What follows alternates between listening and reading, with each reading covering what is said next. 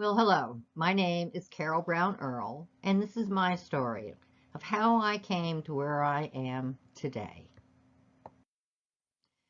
I'm going to start from the very beginning, but first I want to tell you a story about two little girls, Gail and Kai. Gail was the older by 2.5 years, and Kai was the youngest. They had what was a bright future as they were living in upper class, and the world was to be their playground. Their dad made very good money and was also mayor of the town they grew up in, which was Wayne, New Jersey. Just like a lot of kids, they loved to jump on beds and furniture and do things they shouldn't do as long as mom didn't see or catch them, right? And they were typical kids, like most preschoolers were, and did the same sort of things that they did. Anyway, one day the world was kind of turned upside down for the younger child, Kai. Jumping on the bed almost became a fatal accident for Kai. You see, one day, and no one really knows how much time had gone by, but Kai's mom had happened to go by the bedroom and she saw her laying on the floor, not moving.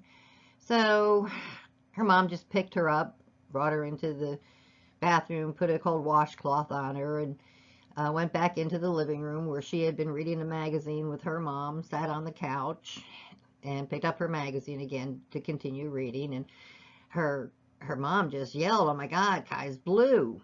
And so with that, of course, her mom looked down and found out that yeah, in fact, she was blue. So she yelled right away for her husband, Kai's dad, and he came rushing in, to find out what was wrong. And when he saw what was going on, he took Kai from her mom's arms and ran to the bedroom where he began CPR to try to get air into her. During all this time, he'd told his wife to call the ambulance, and they arrived, well, minutes later. Not quite minutes, but a little while. It always takes a little bit for the ambulance to get there. But once they got there, the workers got out their oxygen mask, and they began to put it on her face, and keeping in mind her eyes were open the entire time, so it was thought that she could see, just wasn't breathing right, and she took in a great big breath of air, and she started breathing again. And from that day on, she was always watched over. No one ever knew what would happen if she had severe brain damage due to the lack of oxygen for such a long time or what. So there was a really strong bond that built between Kai and her dad. The next part of this story is a little bit about Gail, her older sister, because she's the one who had pushed her off the bed. But she had her own trauma going on, and no one really knew about it because she had overheard a conversation between her mom and dad. And back then, there wasn't much, you didn't hear a lot about having abortions. And they were apparently, her mom was pregnant, and they were talking about getting rid of the baby. So Gail heard that and just thought that they were going to get rid of one of the kids. So that said, that started years and years of issues for Kai because Gail always thought that one of them were going to go. So Gail figured, get rid of Kai. She'd chase her around the house, inside and out, with knives and everything else every day. It was a really bad situation. Even a neighbor told her mom that she saw Gail running around chasing me with a knife outside. And so it wasn't really until Kai's late 20s or early 20s or so, somewhere in there, where she really acknowledged what was going on and what had happened. But anyway, so their mom and dad, they eventually did divorce, and so the mom had to go to work, and both Gail and Kai were left to their own devices every day after school. So for the next 10 years, I lived in fear of my life. My sister wanted me dead, and she made no bones about it, trying to make that happen. And that's why even today I have such a fear of anything sharp that could cut me for Gail would constantly chase me with knives every day of my childhood. I had to learn how to survive at a very early age. Yes, I am Kai. I was born in 1953 and left home in 1971 in my junior year of high school. Chapter 1. I moved to Columbia, Maryland in 1971. My mom lost the house. Her husband had passed without ever paying the taxes on the house. I spent my last year in school where I didn't know a soul. Lots happened during the next 10 years. However, that's another story within itself. Here are a couple highlights. I married when I was 21, had 2 little girls. I went briefly to college in 1975 and studied political science. Loved political science even to this day. I was separated in 76, later only to divorce, and was remarried in 1981 and had 2 more little girls. My first 2 children were kidnapped in 1983, where I spent 24 hours in sheer hell, only to think that they might be decapitated and lie in a ditch somewhere. However, finally that next day a police officer did find them. Their father had come from California, I was in Illinois, to grab my 2 little girls. I had no money to fight custody battle across the country, so the short story here is that they remained in California with their father and stepmother, and only to be told that I had abandoned them. So even today, to this day, I'm still fighting that issue and trying to convince them that I did never abandon. Chapter 2. The next decade and a half or so was okay. I was living a fairly normal life, raising 2 little girls and looking after a husband. We lived in many places. The companies my husband worked for always sending him to new locations to fix other branch offices. He always did such a fine job. I told him to stop doing such a good job, and they'd stop moving us. To date, I've moved 37 times in my life. And each of all those moves have their own stories, too. But we're going to move on. In 1987, I started a part-time job with a fundraising company. I had set up many, many daycares, giving them all the tools I needed to raise money for their centers. I was very successful with this. I came to be known later on down the road that I was known as the daycare queen of Nashville, Tennessee. In 1989, my husband quit his job to put me on the road with fundraising full time. I was making more than he was working only 2 days a week. I was working 2 days a week, making more than he was working for a whole week. So we then decided to open our own fundraising company, and we were very successful. I put all the other national fundraising companies out of business in our neck of the woods. All the schools we helped loved the mom and pop, hands-on, that we gave our customers, and life was good.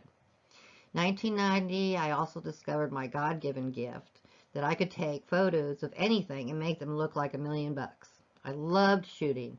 I went on to become a professional journalist, photographer. And I even worked for Bristol Motor Speedway for three years shooting cars. Well, that was my true love. I really loved shooting fast-moving cars. 2001, 2001, somewhere in there, things started to go downhill with my marriage. We were separated for a little while, and he actually wound up having a major heart attack and died. And I'll tell you what, there's nothing like a life-threatening event to, pull you back together and close again, make everything understandable and what life's really about. And had he lived, we would be back together again. But that's a sad story within itself too. Third chapter.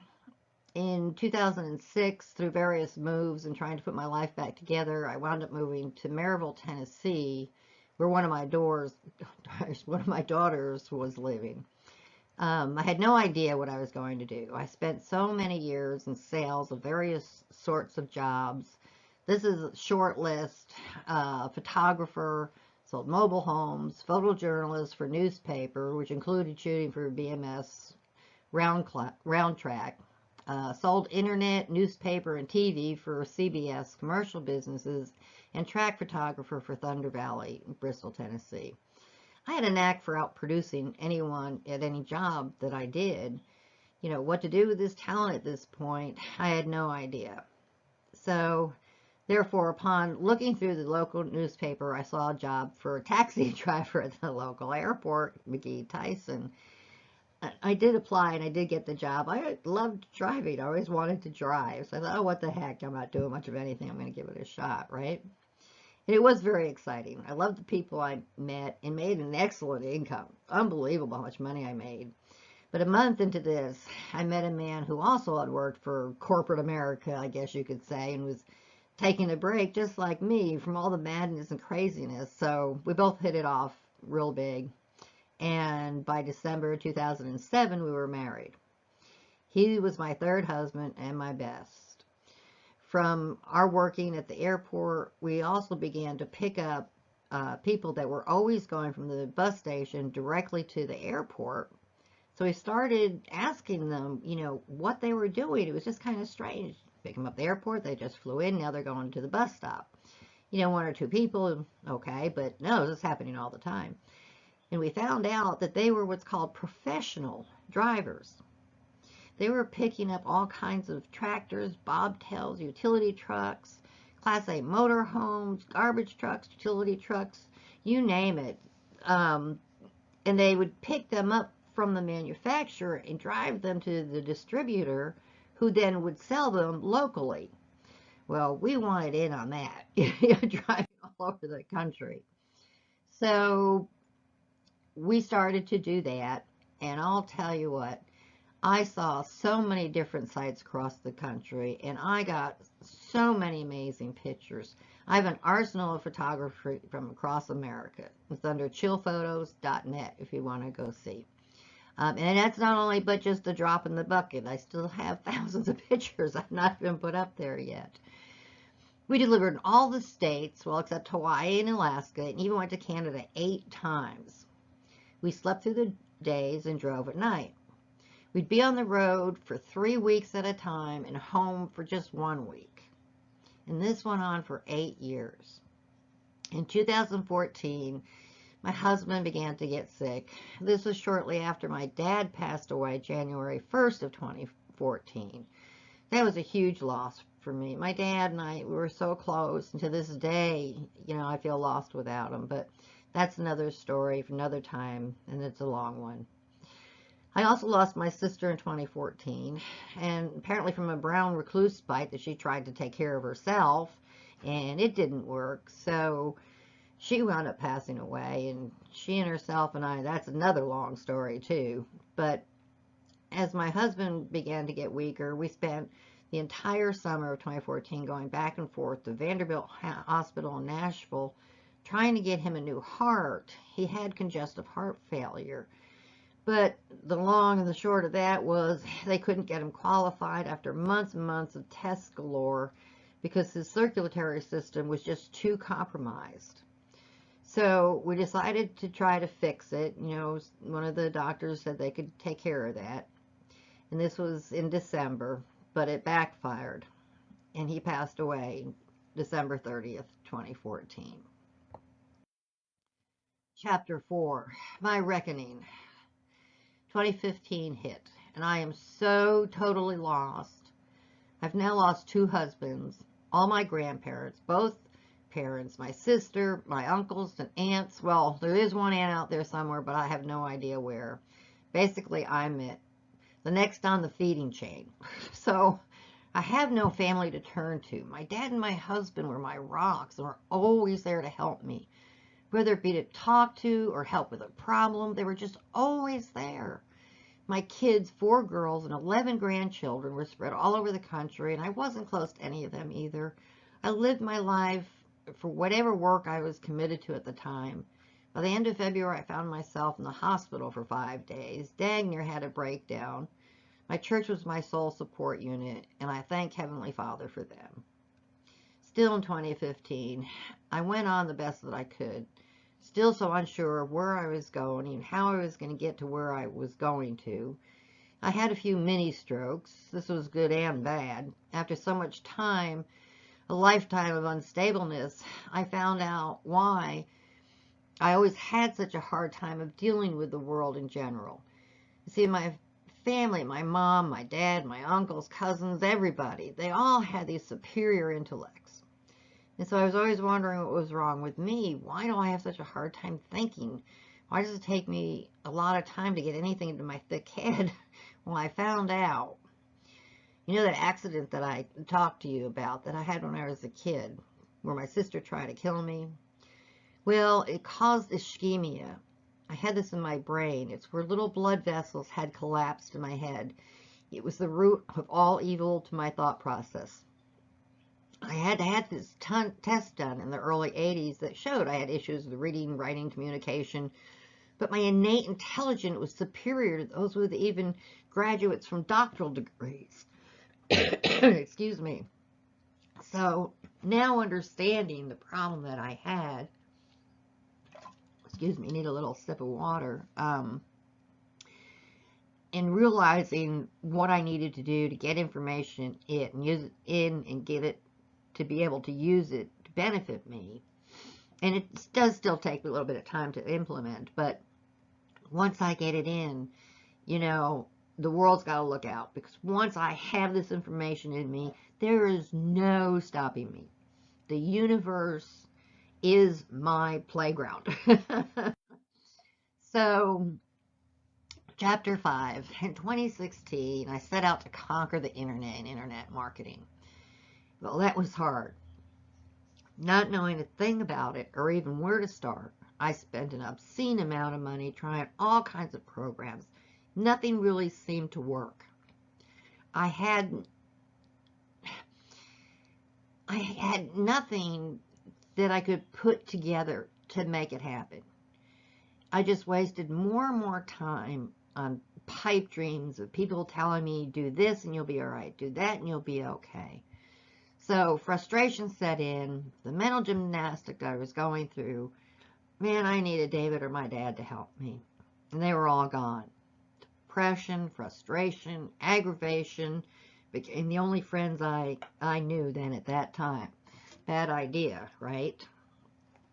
So by November of 2016, I had a young lady from our church come to live with me.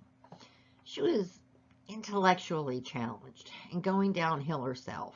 She had been abused by her parents for 30 years.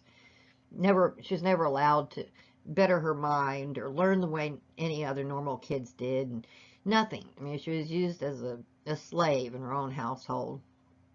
And she's got so many talents, it's unbelievable. But she was really stuck in a bad situation. So our church managed to get us together, and she moved in with me, and we both started working on each other's needs. And I think it's a blessing that God must have had a hand in this relationship, because it works. So in 2017, excuse me, I sold my home. And it was a wonderful home. But being in that home, it was the retirement home that David and I had bought. And it was way too much work for me, not to mention the upkeep and money for it, because we actually had a 5.5 acre farm. So I packed up, bring Valerie with me, and we moved to Bristol, Virginia. I knew this area so well because I raised my last 2 kids in the area, so at least I felt like I was, in a sense, going home. But just prior to doing all this, I had stumbled across a 7-figure marketer named Mark Malone that seemed to have all the best tools and knowledge that I needed. So with that, I took on the chore to listen and learn to all he had to offer, and it was wonderful. So now, today, where I'm at, my final chapter, July 2017, moved to Bristol, spent 2.5 months in a hotel till I found a home here. September 2017, I moved into our new home and purchased the home on November 1st. Then I got back to my internet January 2018, full time, not just pulling about here and there. Started implementing the proper tools and necessary actions I had been taught to be successful online. And today my future is bright and I feel whole for the first time in my life. I have finally found the right place to be in order to have the rest of my life's goals complete. My goal in life has been to be able to finally have a solid relationship with not only my children, but with my grandchildren as well. I'm now well on my way. I'll now be able to see them whenever I want to. And as they're spread all over the U.S., I'll be able to leave them something when I pass, enabling their lives to be solid too, and free to live their lives to the best that they can, and be happy and free. This will be my lifetime goal to them. So God bless everyone. Thank you for listening. But I do have one more thing I want to share. I want to share how I start each one of my days now. What I do, this is how I start each day. I get up and I take care of me. It's important to take care of you first. Things you do for yourself, your body, your mind. Take care of all of that first. And then I recite this saying 20 times. Or sometimes I'll say it 5 times here, 5 times there, just throughout the day. Make sure I have this in me plenty of times. And it says, money comes easily and frequently to me. Every single day I receive huge amounts of money. I love money and money loves me. I'm a money magnet. I'm a money magnet. And you'll find how this can change your lives, guys. The brain is such a wonderful tool that it actually takes this information and believes it to be true. And who knows how, but somehow it guides you into the path that you want to go. So you do receive huge amounts of money in your life. So after that, then yes, I go to work on my internet business. So God bless. Thank you all for listening, and please have a wonderful day. Bye for now.